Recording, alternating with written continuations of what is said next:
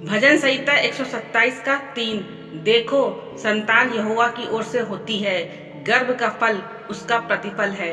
इस पद में परमेश्वर की ओर से संतान को एक आशीर्वाद और इनाम के रूप में बताया गया है।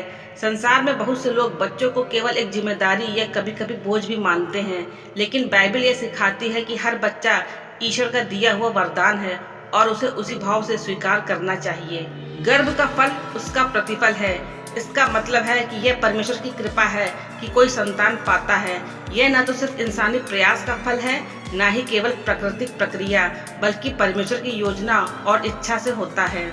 जब कोई माता पिता संतान को पालते हैं तो वे सिर्फ एक परिवार नहीं बढ़ा रहे होते, बल्कि एक पीढ़ी तैयार कर रहे होते हैं जो भविष्य में परमेश्वर की महिमा को प्रकट करेगी। यह पद हमें यह भी याद दिलाता है कि बच्चे बोझ नहीं बल्कि विश्वास की विरासत हैं। इस पद में यह भी स्पष्ट होता है कि हमें अपने बच्चों को परमेश्वर के मार्ग पर चलाना चाहिए, क्योंकि वे उसी के दिए हुए हैं। जिस तरह एक किसान अपने खेत के फल की रक्षा करता है, वैसे ही हमें भी अपने संतान की देखभाल करनी चाहिए, प्यार से, धैर्य से और परमेश्वर के भय में। भजन संहिता 127:3 एक आत्मिक दृष्टिकोण देता है कि हमें बच्चों को कैसे देखना चाहिए, न कि समाज की नकारात्मक सोच के अनुसार, बल्कि परमेश्वर के वरदान के रूप में।